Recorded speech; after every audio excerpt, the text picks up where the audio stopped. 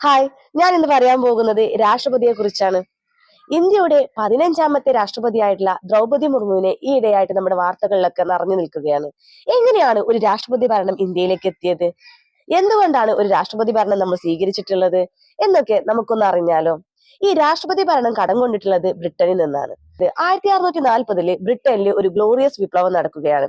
എന്താണ്? ബ്രിട്ടനിലെ രാജാവിനെ തോൽപ്പിച്ചുകൊണ്ട് നെതർലാൻഡിലെ ഡച്ചുകാരനായിട്ടുള്ള രാജാവ് അധികാരത്തിൽ കയറുന്നു. സ്വാഭാവികമായിട്ടും ബ്രിട്ടനിലെ ഭരണം ഇങ്ങനെയായിരുന്നു. ഒരു കമ്മിറ്റി കൂടുന്നു, ആ കമ്മിറ്റിയിൽ എടുക്കുന്ന തീരുമാനം രാജാവിനെ അറിയിക്കുന്നു, രാജാവ് അതിൽ ഒപ്പുവെക്കുകയാണെങ്കിൽ അത് നിയമമായിട്ട് വരുന്നു. എന്നാൽ ഡച്ചുകാരനായിട്ടുള്ള രാജാവിന് ഇംഗ്ലീഷ് ഭാഷ അറിയുന്നുണ്ടായിരുന്നില്ല. ഈ കമ്മിറ്റികൾ സംസാരിക്കുന്ന ഒരു ഭാഷ പോലും ആ രാജാവിന് മനസ്സിലാക്കാൻ കഴിഞ്ഞില്ല. അതുകൊണ്ട് ഈ പാർലമെന്റിലെ ഏറ്റവും അല്ലെങ്കിൽ രാജാവിന് ഈ ഭാഷയെ മനസ്സിലാക്കി കൊടുക്കാൻ കഴിയുന്ന, അതായത് ചെറിയ രീതിയിലെങ്കിലും മനസ്സിലാക്കി കൊടുക്കാൻ കഴിയുന്ന ഒരു വ്യക്തിയെ തെരഞ്ഞെടുക്കുന്നു. ഈ രാജാവിന്റെ മുന്നിലിരിക്കുന്ന കമ്മിറ്റിയിൽ നിന്നും രാജാവിന് ആ ഭാഷ മനസ്സിലാക്കാനും പറഞ്ഞു കൊടുക്കാനും കഴിയുന്ന ഒരു വ്യക്തിയെ തെരഞ്ഞെടുക്കുന്നു. അദ്ദേഹത്തെ തെരഞ്ഞെടുത്തതിന് ശേഷം ഇവര് ആ രാജ്യം എങ്ങനെ ഭരിക്കണം എന്നുള്ള നിയമങ്ങൾ തയ്യാറാക്കുന്നു. എന്നിട്ട് രാജാവിന്റെ അടുത്തേക്ക് അവർക്ക് കഴിയുന്ന രീതിയിൽ ആ ഒരു വിവരത്തെ എത്തിക്കുന്നു. അങ്ങനെയാണ് പിന്നീട് നിയമങ്ങളൊക്കെ ഉണ്ടാക്കിയിട്ടുണ്ടായിരുന്നത്. പിന്നീട് ഇവർ തമ്മിലുള്ള കമ്മ്യൂണിക്കേഷൻ കുറഞ്ഞു കുറഞ്ഞു വന്നു. സ്വാഭാവികമായിട്ടും ഭാഷ അറിഞ്ഞിട്ടില്ല എന്നുണ്ടെങ്കിൽ മറ്റവരുടെ കമ്മ്യൂണിക്കേഷൻ കുറയുമല്ലോ. അതുപോലെ തന്നെ കമ്മ്യൂണിക്കേഷൻ കുറഞ്ഞു കുറഞ്ഞു വന്നു. പിന്നീട് ഈ കമ്മിറ്റിയിൽ നിന്ന് തെരഞ്ഞെടുത്ത ഭാഷയ്ക്ക് ചെറിയ രീതിയിലൊക്കെ അറിയാവുന്ന ഒരു പ്രതിനിധി ഉണ്ടായിരുന്നല്ലോ, അദ്ദേഹം പിന്നീട് പ്രധാനമന്ത്രിയായിട്ട് മാറി. അല്ലെ? അതായത് ഇന്ത്യയിൽ തെരഞ്ഞെടുക്കപ്പെട്ട വ്യക്തിയായിരിക്കണം രാഷ്ട്രത്തെ ഭരിക്കേണ്ടത് എന്നുണ്ട്. എന്നാൽ രാഷ്ട്രപതി തെരഞ്ഞെടുക്കപ്പെട്ട വ്യക്തിയാണ്. അപ്പോൾ പലർക്കും ഒരു സംശയമുണ്ട്, എന്നാൽ പ്രധാനമന്ത്രി മാത്രം ആയിക്കൂടെ? രാഷ്ട്രപതി പിന്നെ എന്തിനാണ്? പ്രധാനമന്ത്രിയും തെരഞ്ഞെടുത്തു തന്നെയല്ലേ? അതിനുള്ള ആൻസർ ആണ് ഞാനിപ്പോൾ പറഞ്ഞത്. നമ്മൾ രാഷ്ട്രപതി ഭരണം കടം കൊണ്ടിട്ടുള്ളത് ബ്രിട്ടനിൽ നിന്നാണ്. അതുകൊണ്ടാണ് അതേ ഒരു പോളിസി ഇവിടെയും നടപ്പിലാക്കുന്നത്. ഇവിടെ രണ്ട് തലവന്മാരാണുള്ളത്, ഒന്ന് പ്രധാനമന്ത്രിയും മറ്റേത് രാഷ്ട്രപതിയുമാണ്.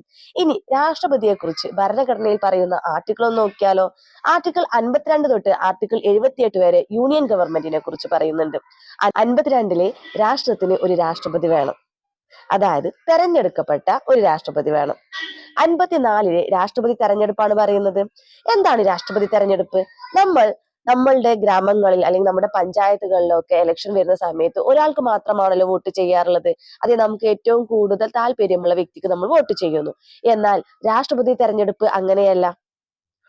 രാജ്യസഭയിലും ലോകസഭയിലും തെരഞ്ഞെടുക്കപ്പെട്ട അംഗങ്ങൾ, അതോടൊപ്പം തന്നെ എല്ലാ നിയമസഭകളിൽ നിന്നും തെരഞ്ഞെടുക്കപ്പെട്ട അംഗങ്ങൾ, കേന്ദ്രഭരണ പ്രദേശങ്ങളിൽ നിന്നും തെരഞ്ഞെടുക്കപ്പെട്ട അംഗങ്ങൾ. കേന്ദ്രഭരണ പ്രദേശങ്ങൾ 3 കേന്ദ്രഭരണ പ്രദേശങ്ങളിലാണ് നിയമസഭ ഉള്ളത്: ജമ്മു കാശ്മീര്, പോണ്ടിച്ചേരി, ഡൽഹി. ഇവരിൽ നിന്നും തെരഞ്ഞെടുക്കപ്പെട്ട അംഗങ്ങളാണ് രാഷ്ട്രപതിക്ക് വോട്ട് ചെയ്യുന്നത്. അത് മാത്രമല്ല, ഒറ്റ വോട്ടല്ല. ഈ ഒരു വോട്ടിനെ പറയുന്ന പേരാണ് ആനുപാതിക പ്രാതിനിധ്യ സമ്പ്രദായം എന്ന് പറയുന്നു. ആനുപാതിക പ്രാതിനിധ്യ സമ്പ്രദായം അഥവാ ഏക കൈമാറ്റ വോട്ട്. 4 പേരാണ് അവിടെ രാഷ്ട്രപതിയായിട്ട് മത്സരിക്കാൻ വേണ്ടി നിൽക്കുന്നത് എന്നുണ്ടെങ്കിൽ ഈ 4 പേർക്കും ഓരോ വ്യക്തികളും വോട്ട് ചെയ്യണം. എനിക്ക് ഏറ്റവും കൂടുതൽ താല്പര്യമുള്ള വ്യക്തിക്ക് 1 എന്നും, അതിൽ കുറച്ച് താല്പര്യ കുറവുള്ള വ്യക്തിക്ക് 2 എന്നുള്ളതും, അതിൽ താഴെയുള്ള വ്യക്തിക്ക് 3 എന്നുള്ളതും, അതിന് തൊട്ട് താഴെയുള്ള ആളുകൾക്ക് 4 എന്നുള്ളതും ഞാൻ രേഖപ്പെടുത്തേണ്ടതാണ്.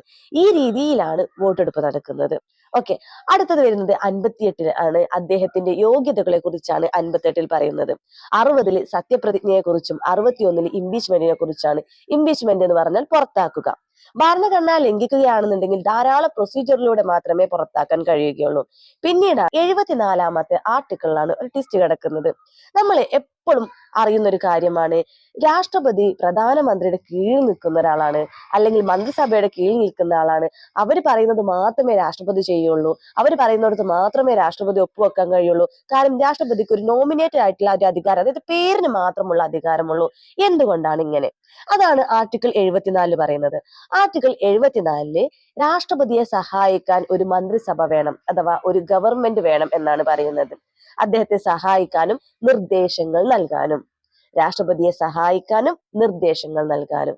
ആ ആർട്ടിക്കിൾ വന്നത് 42ാമത്തെ ഭേദഗതി പ്രകാരം 1976 വന്നിട്ടുള്ളത്. ഓക്കെ, അപ്പൊ അതുകൊണ്ടാണ് രാഷ്ട്രപതി മന്ത്രിസഭ എന്താണോ പറയുന്നത് അതിനനുസരിച്ച് മുന്നോട്ട് പോകുന്നത്. അദ്ദേഹത്തിന് സ്വന്തമായിട്ട് അധികാരങ്ങൾ ഇല്ലേ എന്ന് ചോദിച്ചാൽ ചെറിയ ചെറിയ അധികാരങ്ങൾ ഉണ്ട് തന്നെ. എന്നാൽ നമുക്ക് ദ്രൗപദി മുർമുവിലേക്ക് വരാം. ആരാണ് ദ്രൗപദി മുർമു? ദ്രൗപദി മുർമു ഒരു ഗോത്രവർഗത്തിൽപ്പെട്ട ആളാണ്. ജാർഖണ്ഡിലെ ആദ്യത്തെ വനിതാ ഗവർണറാണ് ദ്രൗപദി മുർമു. ഒഡീഷയിലെ സന്താൽ വിഭാഗത്തിൽപ്പെട്ട ഒരു ഗോത്രവർഗക്കാരിയാണ് ദ്രൗപദി മുർമു. അതുകൊണ്ട് തന്നെ നമ്മുടെ രാഷ്ട്രപതിയാകുന്ന ആദ്യത്തെ ഗോത്രവർഗക്കാരിയാണ് ദ്രൗപദി മുർമു. ഇനി അടുത്തത്, ദ്രൗപദി മുർമു നമ്മുടെ കേരളത്തിൽ എത്തിയിട്ടുണ്ട്, ശബരിമല സന്ദർശനം നടത്തിയിട്ടുണ്ട്.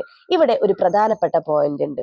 സ്വന്തമായിട്ട് പിൻകോഡുള്ള വ്യക്തികൾ കണ്ടുമുട്ടിയതാണ്. അതായത് രാഷ്ട്രപതി ഭവന് സ്വന്തമായിട്ട് പിൻകോഡ് ഉണ്ട്. നമുക്കൊക്കെ നമ്മുടെ പഞ്ചായത്ത് മൊത്തമായിട്ടൊക്കെ അല്ലേ പിൻകോഡ് ഉള്ളത്, അല്ലെ? നിങ്ങൾക്ക് സ്വന്തമായിട്ട് നിങ്ങളുടെ വീടിന് ഒരു പിൻകോഡ് ഉണ്ടോ? ഇല്ല തന്നെ. എന്നാൽ രാഷ്ട്രപതി ഭവന് സ്വന്തമായിട്ട് പിൻകോഡ് ഉണ്ട്. അവിടേക്ക് വരുന്ന കത്തുകളെല്ലാം രാഷ്ട്രപതി ഭവനിലേക്കുള്ളതാണ്. ആ പിൻകോഡാണ് 110004. എന്നാൽ ശബരിമല അയ്യപ്പനും എന്തുണ്ട്?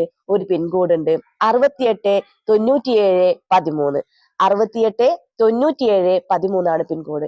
സ്വന്തമായിട്ട് പിൻകോഡുള്ള രണ്ട് വ്യക്തികൾ കണ്ടുമുട്ടിയിട്ടുണ്ട് അല്ലെ. അതുപോലെ തന്നെ 2023 ഒക്ടോബർ 8 ആസാമിലെ തേജ്പൂരിൽ വെച്ചിട്ട് സുഖോയ് 30 എന്ന യുദ്ധവിമാനത്തിൽ ഇവർ യാത്ര ചെയ്തിട്ടുണ്ട്.